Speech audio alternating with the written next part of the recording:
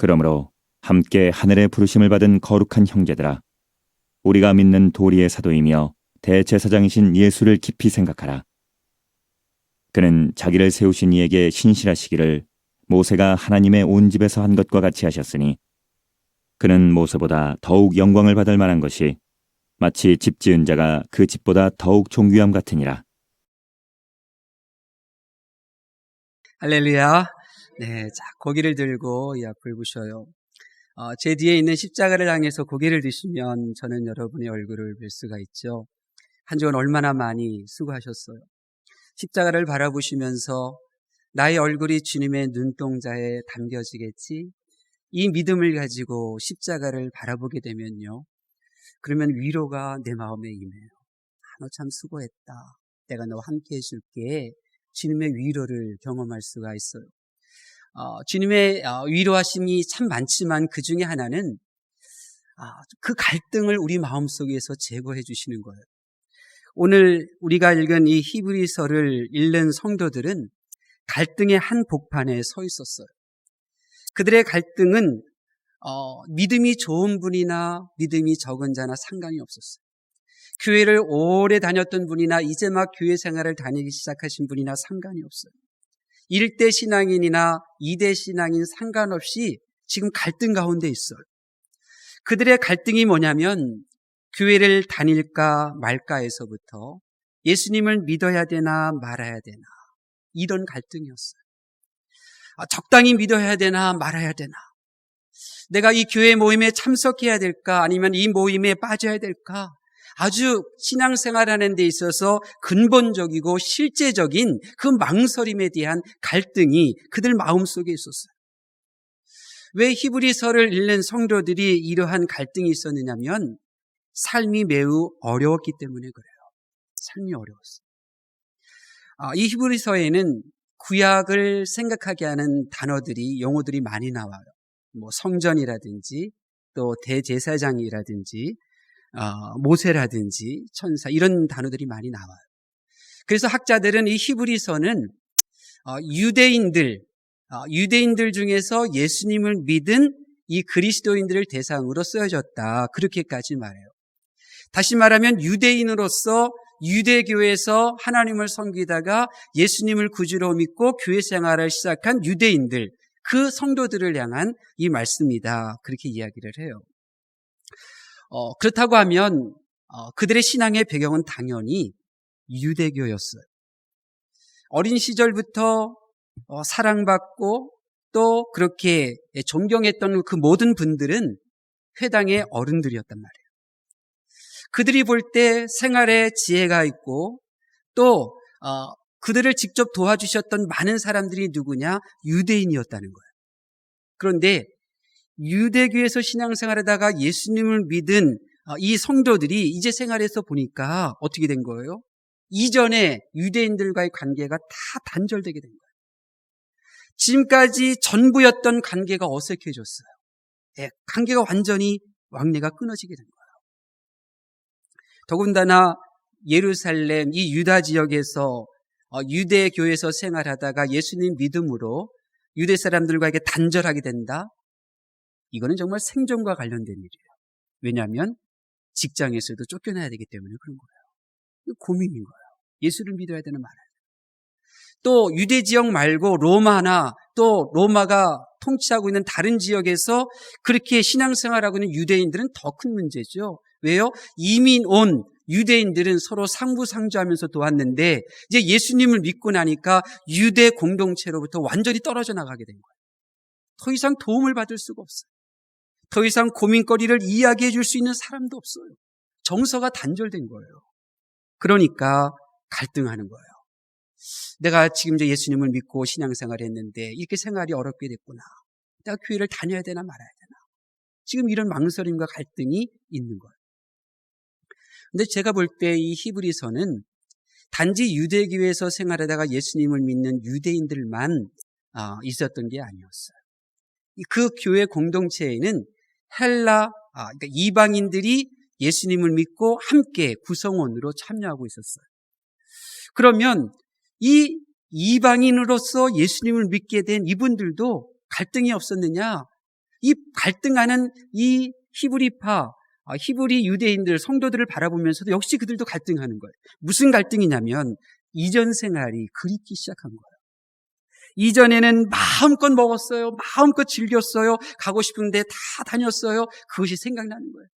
가고 싶은 대로 가고 보고 싶은 거 보며 즐겼던 그 생활이 지금 기억나는 거예요. 로마 황제를 숭비던 성전이 있었거든요. 로마 황제를 숭배하던 그 성전에서 음식이 나와요. 가격이 저렴했어요. 가격이 참 저렴했어요. 그 가격이 저렴한 음식이 생각이 나요. 그리고 맛도 있었거든요. 근데 지금 예수님을 믿고 나니 이 이방 신에게 제사하고 난 그 음식을 사서 먹을 수가 없는 거예요. 그러니까 옛날 생각이 나는 거예요. 그렇게 저렴한 가격으로 그렇게 맛있게 사 먹던 그 음식들, 옛날 생각이 나는 거예요. 그래서 이제 교회 그만 다니고 말까, 이런 고민을 합니다. 더더군다나 로마의 핍박까지 있었잖아요. 로마 핍박이었어요. 네로 황제는 50년대에 정치적으로 기독교인들을 핍박했었고요. 그 다음에 90년대에 가서는 로마 황제가 양자로 삼았던 그 아들이 기독교인이었어요. 나중에 이것을 알고 배신감을 느끼고 이제 정책적으로 기독교를 탄압하기 시작하거든요. 바로 히브리서가 기록되던 그 무렵인 거예요. 그러니 옛날 생각이 나는 거예요. 갈등이 나는 거예요. 다녀야 될까 말까. 그래서 지금 온 교회가 구성원들이 술렁이는 거예요. 이전 생활로 돌아갈까 말까. 적당히 교회 생활을 해야 되나 말아야 되나. 모이는 것이 정말 부담스럽네. 정말 안 모였으면 좋겠다. 이런 갈등 가운데 있는 거죠. 성령 하나님께서는 이 모습을 다 보셨어요. 세상살이가 힘들어서 주님의 이름으로 모이는 교회 생활에 힘들어하며 주님을 믿기 전에 생활로 돌아갈까 말까 갈등하며 심지어 이미 돌아선 그들을 향하여 너무나 안타깝게 여기신 성령 하나님께서는 이 히브리서를 기록하게 하신 거예요. 여러분은 어떻습니까? 함께 모여 예배드리는 우리 가운데 혹 성도들이 함께 모이는 것에 대하여 갈등하고 계신 분이 계시지 않습니까? 적당히 예수님 믿자고 예배를 소홀히 여기며 갈등을 외면하시는 분은 계시지 않습니까? 우리나라에 이슬람교가 세운 유치원이 200개가 넘어요. 최고의 시설이에요. 최고의 교사를 채용했어요. 그런데 무료예요. 기독교인들이 갈등이 보내야 되나 말아야 되나. 최고의 시설인데, 최고의 교사인데, 더더군다나 무료라는데 많은 교회 성도들의 자녀를 보내요. 얼마나 하나님께서 안타까우시겠어요. 그래서 이 히브리서를 기록하신 거예요. 하나님을 믿고 하나님을 섬기는 자가 세상에 한쪽 발을 담그고 교회에 한쪽 발을 담그는 갈등 있는 그 모습이 아니라 온전히 100% 그 마음을 하나님께 드리고 신앙생활하는 그 성도들의 모습이 보고 싶으셔서 히브리서를 기록하신 거죠. 히브리서는 이 세상 사람이 아닌 성도들에게 주신 하늘 아버지 하나님의 편지인 것입니다. 히브리서 성도들은 이 말씀을 통하여 그들은 갈등을 이겼어요. 갈등을 극복해 나가고 그리고 하나님을 100% 사랑한 마음을 올려드렸어요. 여러분도 그렇게 되실 수 있기를 바랍니다. 하나님께서 갈등하는 성도들을 도와주신 방법이 뭐냐면 내가 지금까지 너에게 들려준 말씀이 있다. 그 말씀이 이거다. 하나님께서 읽어주신 거예요. 우리 다시 한번 1절 말씀 볼까요? 히브리서 1장 1절 말씀 보겠습니다. 시작. 옛적에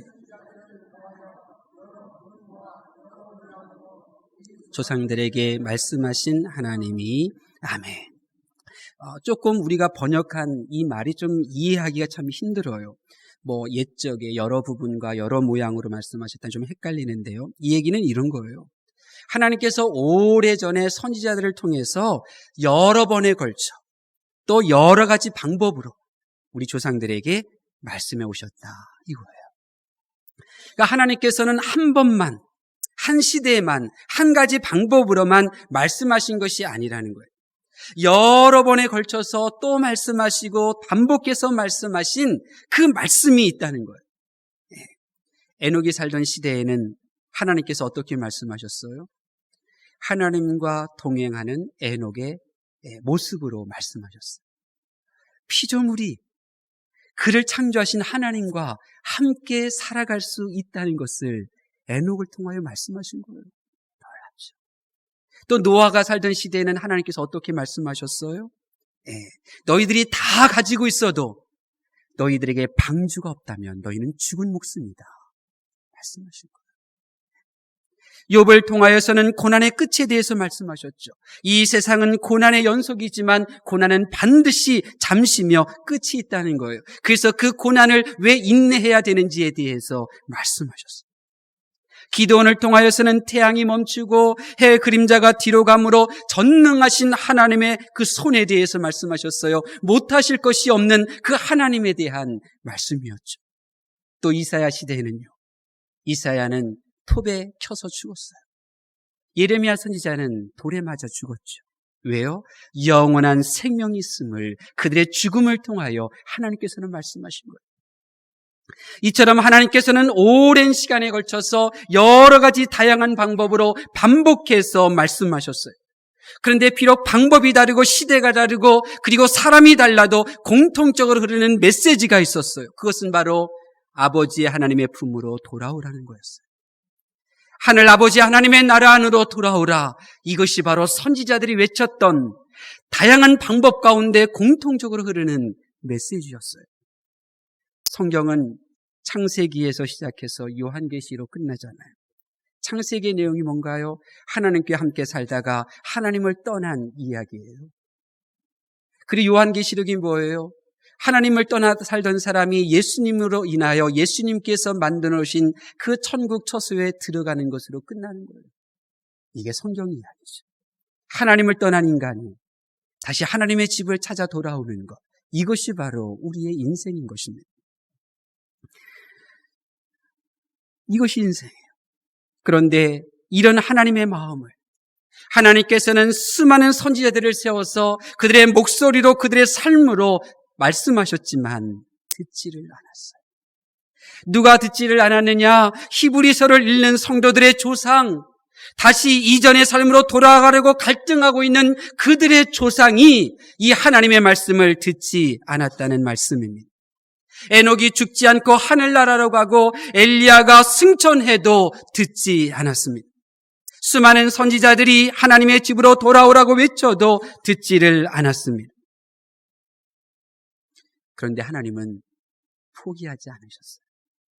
하나님의 말씀을 듣지 않고 있지만 꼭 하나님의 말씀을 들어야겠기에 하나님께서 또 다른 분을 이 세상에 보내시고 말씀하기 시작하셨죠. 그분이 누구입니까? 우리 2절 말씀 볼까요? 2절 말씀 보겠습니다. 시작. 이 모든 날 마지막에는 만유의 상속자로 세우시고 또 그로 말미암아 모든 세계를 지으셨느니라. 아멘. 하나님께서는 하나님의 집으로 꼭 하나님의 형상으로 지음받은 사람들을 초청하고 그들이 들어오는 모습을 보여야 하셨기에 하나님의 아들을 보내시고 그 아들을 통해서 말씀하신 거예요. 그 아들이 누구시냐면 2절과 3절에 나오는데 그분은 만유의 상속자이시고요. 하나님의 영광의 광채시며 본체의 형상이시고요. 지극히 크신 이의 우편에 앉아 계신 분이라는 거죠. 하나님께서는 오래전에 다양한 방법으로 사람들에게 말씀하셨지만 사람들이 그 이야기를 듣지 않자 이제 죽음이 없고 기쁨이 넘치는 집으로 오라는 그 하나님의 말씀을 다시 전하기 위하여 하나님의 아들 예수 그리스도를 이 세상에 보내신 것입니다. 하나님을 가장 잘 사람들에게 보여줄 수 있는 분, 하나님의 마음과 생각을 가감없이 숨김없이 다 보여주실 수 있는 분, 하나님의 독생자이신 예수님을 하늘 보좌에서 이 낮은 땅으로 보내셔서 마지막 때에 말씀하게 하신 것입니다. 하나님께서 얼마나 저와 여러분이 하나님의 집으로 돌아오기를 바라는 마음인지 여러분 아시겠습니까? 우리는 하나님을 볼 수 없어요. 하나님의 음성을 들을 수도 없어요. 우리는 하나님을 만날 수도 없어요. 그런데 하나님의 아들이신 예수님께서는 가장 잘 하나님을 보여주시죠. 아버지를 가장 잘 보여줄 수 있는 이는 그의 자녀 아니겠어요? 하나님의 아들이시기에 예수님은 아버지의 마음을 우리 인류에게 그대로 보여주셨어요.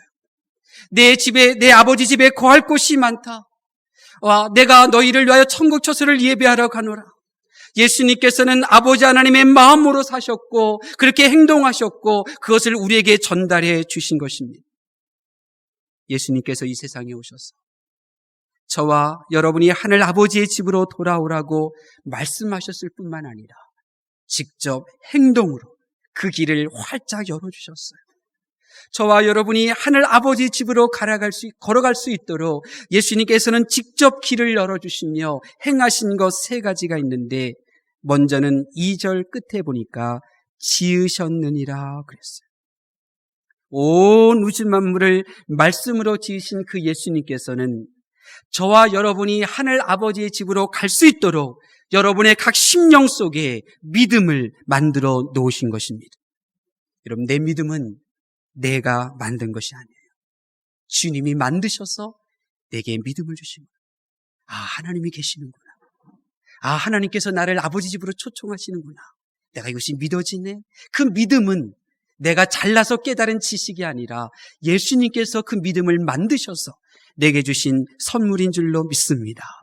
저와 여러분이 하늘 아버지 집으로 돌아갈 때에 사탄이 막아서지 못하도록 십자가에 달려 죽으심으로 구원을 만들어 내게 선물해 주신 것입니다. 사람이 만든 구원으로는 아버지 집에 갈 수 없습니다. 사람이 아무리 착하고 선한 일을 행하고 아무리 지식이 많다 할지라도 어림도 없습니다. 우리의 구원은 주님이 만들어 내게 주신 것인 줄로 믿습니다. 또한 예수님께서는 저와 여러분이 하늘 아버지 집으로 돌아오도록 두 가지를 더 행하셨어요. 우리 3절 말씀 볼까요? 3절에 두 가지가 나오는데요.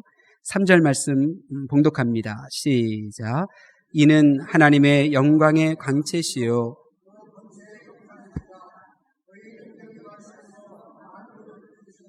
죄를 정결하게 하는 일을 하시고 높은 곳에 계신 지극히 크신 이의 우편에 앉으셨느니라. 아멘. 3절에 보니까 저와 여러분이 하늘 아버지 집으로 갈 수 있도록 예수님께서 행하신 일 두 가지가 나오는데 그 중에 하나는 붙들고 계셔요. 온 우주 만물을 붙들고 계신 주님의 손은 지금 저와 여러분의 인생도 붙들어주고 계셔요. 아니, 어떻게 하나님이 여기 사람들이 많은데 하나님의 손은 손이 하나일 텐데 어떻게 우리를 잡아주는가? 그러니까 하나님이신 거죠. 하나님은 마치 이 온 우주가 나 한 사람인 것처럼 그렇게 우리 각자의 손을 붙들고 계시는 거죠. 공중 권세 잡은 사탄은 성도들이 하늘 아버지 집으로 가다가 떨어지게 합니다. 성도들이 하늘 상급받는 일에 낙오하게 만듭니다. 성도들이 구원의 길에서 일탈하게 하게 합니다. 그러나 걱정 없습니다. 불안해할 필요가 없습니다. 우리의 인생을 예수님께서 붙들고 계시기 때문입니다. 주님이 나를 붙들어 주시는 한 하늘 아버지 집으로 올라가는 나의 발걸음은 결코 떨어지지 않게 되는 것입니다. 다른 하나는 주님께서는 저와 여러분이 그 좋은 하늘 아버지 집으로 끝까지 걸어갈 수 있도록 죄를 사해 주십니다. 3절에 보니까 죄를 정결하게 하는 일을 하시고, 주님은 죄를 정결하게 하는 일을 하세요. 여러분, 죄 없는 사람이 어디 있어요? 실수하지 않는 사람이 어디 있어요? 오해 살 만한 말과 행동하지 않는 사람 어디 있어요? 교회를 다니는 분들은 연약해서 모르고 본의 아니게 그렇게 상대방에게 보임으로 죄가 될 수는 있어요. 그렇지만 의도적으로 죄를 저지르는 분은 한 번도 없어요. 그러나 설사 그렇다 할지라도 그 죄마저도 주님은 다 사해 주신다는 거예요. 왜요? 그 죄 때문에 천국 가기 싫어하는 사람 생기지 않도록 다 죄를 사해 주시고. 여러분은 그런 얘기 듣지 못하셨어요? 나 저 사람 가는 천국이라면 안 가겠어. 나 저 사람 때문이라도 천국 안 갈래. 그런 말 하잖아요. 왜 그런 거예요? 그 사람이 지은 죄 때문에 지금 천국 가지 않겠다는 거예요. 하나님께서는 이런 일 생길까 봐 지금도 죄를 사해 주시는 거예요. 죄를 용서해 주시는 거예요. 주님께서 십자가 지심은 저와 여러분을 무사히 천국 아버지 하나님의 집으로 인도하시기 위함인 줄로 믿습니다. 하나님의 말씀을 경청하는 성도 여러분, 아주 오래전 이 히브리서를 읽는 성도들이 갈등 가운데 있었던 것처럼 여러분도 갈등하고 계시지는 않습니까? 교회를 다닐까 말까는 아니더라도 예배를 드려야 할지 말아야 할지, 이 교회 모임에 참석해야 될지 말아야 될지 갈등하고 계시지는 않습니다. 그렇다고 하면 하늘 아버지 집으로 초청하시는 하나님의 그 음성을 들으실 수 있기를 바랍니다. 안식이 있는 곳, 영원히 사라지지 않는 그 기쁨과 환희가, 그 평강이 넘치는 그 아버지 집이 있다는 사실을 여러분 믿으실 수 있기를 바랍니다. 믿음이 무엇인가요? 믿음의 시작은 내가 하늘 아버지의 집을 떠나서 살고 있었구나. 내가 지금 다 가지고 있고 내가 부족한 것이 없어도 아버지의 품을 떠났기 때문에 내가 이렇게 기쁨이 없는 거로구나. 내가 얼마나 아버지 하나님의 품을 떠나 지금 비참한 삶을 살고 있는가, 이것을 피부로 아는 것이 바로 믿음인 것입니다. 교회 생활은 하늘 아버지의 집을 향하여 나아가고 있음을 잊지 않고 확신하는 생활입니다. 교회 생활을 통해서 그래 난 하늘 아버지 집으로 가련다. 그래 그럼에도 불구하고 나에게는 하늘 아버지 집이 있다. 그래 내가 영원히 살 집은 하늘 아버지 집이지. 이러한 믿음, 이러한 신앙은 교회 생활을 통하여 나의 마음속에서 잊혀지지 않고 기억나게 함으로 우리가 이 세상의 모든 어려움들을 극복하고 이기게 하는 줄로 믿습니다. 이게 신앙입니다. 나는 하늘 아버지 집으로 가련다. 하늘 아버지 집으로 꼭 가련다. 그러면 우리가 아버지 집으로 오라는 이 말씀을 들은 우리들이 이제 어떻게 살아야 되겠습니까? 이 세상이 내 집이 아니라 하늘 아버지가 계신 집으로 가는 것이 내 인생이며 신앙생활이라고 한다면 이제 우리가 어떻게 살아야 하겠습니까? 내가 흔들릴 때나 내가 남 모르는 갈등을 하고 있거나 상관없이 내가 견고히 오직 하나님만 바라보며 그렇게 굳건히 그렇게 신앙생활하고 있는 그 순간에도 지금 나를 붙들어 주시는 주님이 계심을 여러분 고백하실 수 있기를 바랍니다. 매 순간순간마다 주님이 신실하신 모습으로 나의 믿음을, 나의 인생을 붙들고 계심을 시인하시기를 바랍니다. 우리의 인생을 붙들어 주시는 분이 계십니다. 내가 눕고 일어남을 지키시는 분이 계시고 나의 사랑스러운 식구들과 가정을 지키시는 분이 계시며 내게 주신 그 믿음을 불꽃 같은 눈동자로 지켜주시는 분, 우리 교회를 지켜주시는 분, 내게 있는 그 모든 것들이 그분이 붙들고 계시기에 지금 내가 가지고 있는 것입니다. 내가 지금 가지고 있고 누리는 것이 있다면 한결같은 마음과 피 흘리는 손으로 나를 붙들고 계시는 주님 때문임을 여러분 고백하실 수 있기를 바랍니다. 우리가 어찌 이런 주님을 떠날 수가 있겠습니까? 어떻게 우리가 이런 주님을 놓치고 살아갈 수가 있겠습니까? 주님이 내게 신실하심을 보여주셨으니 이제 우리도 그분의 신실하심을 굳게 확신하고 살아가실 수 있기를 바랍니다. 예수님께서는 약속하셨잖아요. 우리를 위하여 하늘 아버지 집에 천국 처소를 예배해 놓으시겠다고.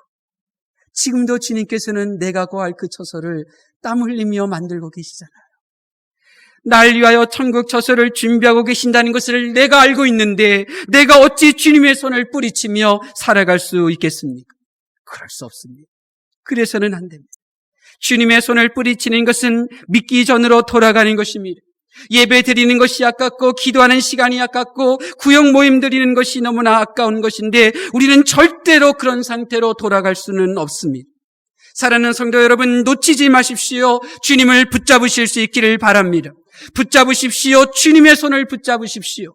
날 붙잡으시는 주님의 신실하심을 놓지 마십시오. 주님이 날 붙잡고 계시듯이 여러분도 주님의 신실하심을 붙잡으실 수 있기를 바랍니다. 그러면 헛되고 헛된 그 모든 갈등으로부터 여러분은 자유하게 될 것입니다. 우리는 하늘 아버지 집으로 반드시 돌아가며 그 아버지 집에서 만나게 될 줄로 믿습니다. 이 시간 우리 다 함께 기도하기를 원합니다. 우리 통성으로 함께 기도하십시다. 하나님, 하늘 아버지 집으로 돌아가기를 원합니다. 아버지 집을 떠나서 비참한 삶을 살았습니다. 초라한 삶을 살았습니다. 이제 아버지 집으로 돌아오는 말씀의 길을 막은 것을 회개하며 이제 아버지 집으로 가는 발걸음을 시작하겠습니다. 이제 날 붙드시는 주님의 손길을 놓지 않겠습니다. 주님의 손을 붙잡기를 원합니다. 이 시간 주여 삼창하신 후에 간절히 기도하시겠습니다. 주여, 주여.